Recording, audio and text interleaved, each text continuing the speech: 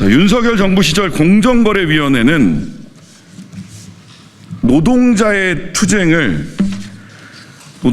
생존 파업과 고용보장 투쟁을 시장 교란 행위라고 낙인 찍고 노동자를 법의 바깥으로 몰아세웠습니다. 국가가 앞장서서 노조를 해체하고 헌법이 보장한 권리를 범죄로 취급한 것입니다. 윤석열 정부 초기에 화물연대에 대한 탄압, 그리고 대통령이 직접 나선 건폭몰이를 여러분들은 기억하고 계시리라 믿습니다. 윤석열의 시대, 검찰 독재의 시대, 탄압의 시대는 이제 끝났습니다. 국민이 선택한 이재명 정부는 노동이 당당한 나라를 만들기 위해 애쓸 것이고 애써야 합니다. 그동안 노동기본권을 짓밟아온 왜곡된 법과 제도를 바로잡을 수 있는 기회도 우리 앞에 열렸습니다. 그 기회를 실천으로 옮기기 위해 정당을 초월한 여러 의원님들과 뜻을 모아 공정거래법 개정안을 발의합니다. 화물연대 노동자들이 사업자일 수 없고 화물연대가 사업자 단체일 수는 없는 것 아닙니까? 이번 개정안은 근로자와 노무제공자가 더 이상 사업자로 간주되지 않도록 하고 그들이 속한 노동조합을 사업자 단체로 왜곡되지 않도록 명확히 규정하는 것입니다. 오는 7월 8일에는 이 개정안을 주제로 국회 토론회를 엽니다. 그리고 이번 주 금요일에는 화물연대와 건설노조, 검찰 독재 피해자들의 피해자 증언대회도 국회에서 개최됩니다. 사회적 공론화 앞장서겠습니다.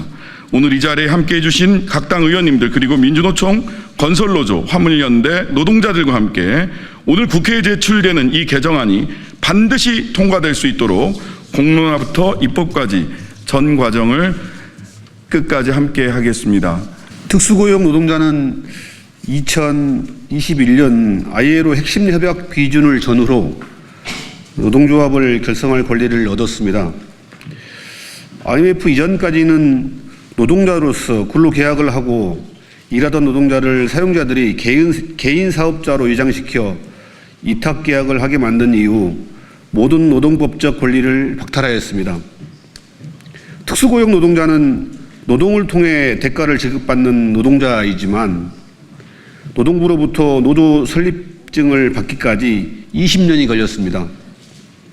그러나 사용자들은 특수고용 노동자를 노조법상 노동자로 인정하지 않고 교섭을 회피하고 있으며 특수고용 노동자들은 수년이 지나도록 단체 협약을 체결하지 못하고 올해도 또 교섭을 하기 위해 천막투쟁부터 해야 하는 상황입니다. 윤석열 정부는 한술 더 떠 건설노조와 화물연대의 노조활동을 공정거래위를 앞세워 탄압하였습니다. 공정거래위가 노동조합 사무실에 예고도 없이 쳐들어오는 국가폭력을 자행하였습니다. 재벌 대기업의 민원 처리에 혈안이 된 윤석열 정부가 노조법이 아닌 경제법으로 노조를 탄압하였습니다. 우리 헌법의 노동 3권과 ILO 핵심 협약 87호 결사의 자유 및 단결권 보호에 관한 협약과 98호 단결권 및 단체 교섭권 원칙의 적용에 관한 협약은 모든 노동자의 단결권 행사에 대한 보호와 자율적 단체 교섭 장려를 위한 조치 등을 보장하는 기법입니다. 더 이상 정부가 자의적으로 경제법을 악용하여 노동자를 탄압할 수 없도록 공정거래위원회법을 개정해 주십시오. 고맙습니다.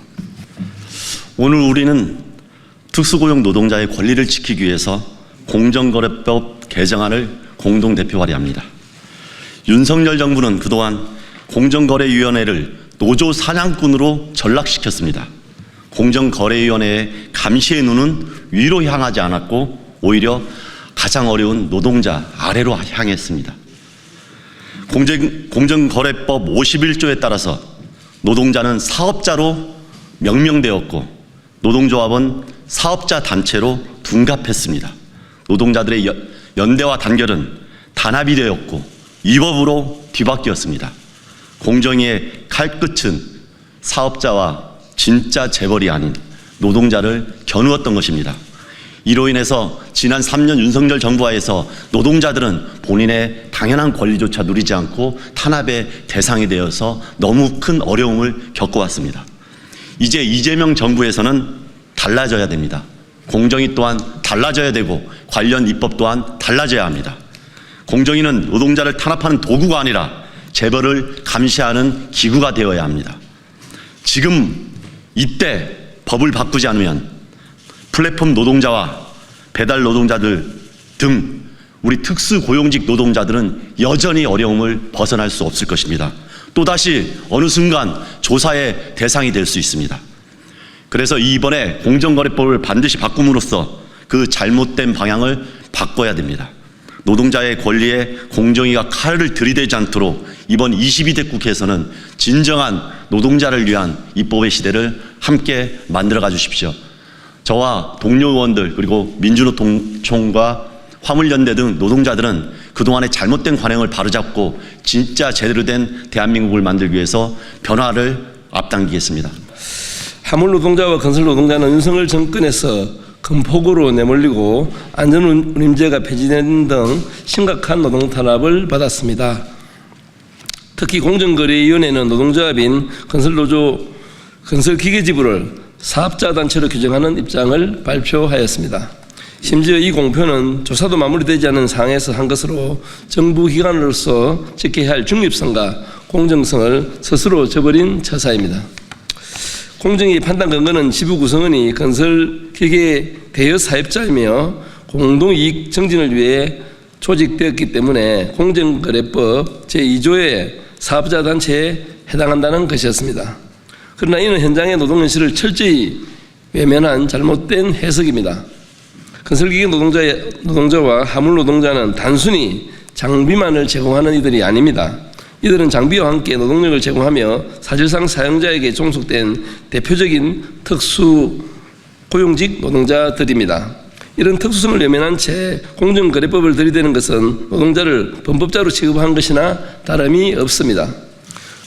국제사회 또한 이런 상황에 대해서 깊은 우려를 표하였습니다. 지난해 11월 국제노동기구 ILO 결사의 자유위원회는 제408차 보고서를 통해서 공정거래위원회가 노동자 활동에 개입하지 말고 이를 보장할 것을 공식 발표한 바가 있습니다. 그럼에도 불구하고 공정위는 지난 5월 26일과 27일 울산건설기계 지부에 대한 사실상의 압수수색을 감행하면서 노동자들의 탄압을 멈추지 않고 있습니다. 이에 공정거래위원회의 부당한 노조활동 개입을 막기 위해 공정거래법을 개정을 추진하게 되었습니다.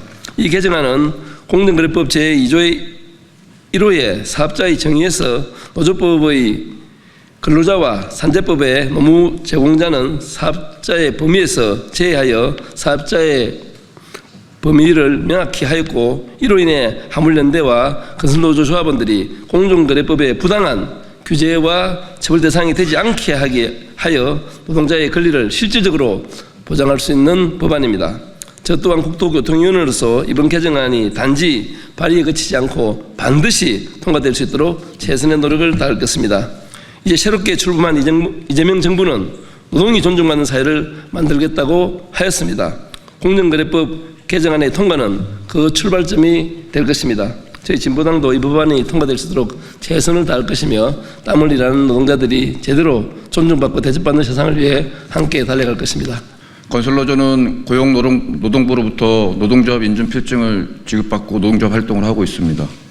노조법상 노동조합을 활동을 정부로부터 인정받았는데 공정거래위원회는 우리를 사업자 단체로 규정하고 모든 임단협, 현장 고용, 체불 활동에 대해서 담합행위로 시정명령을 내리고 과징금 3억 1,200만 원을 부과하였습니다.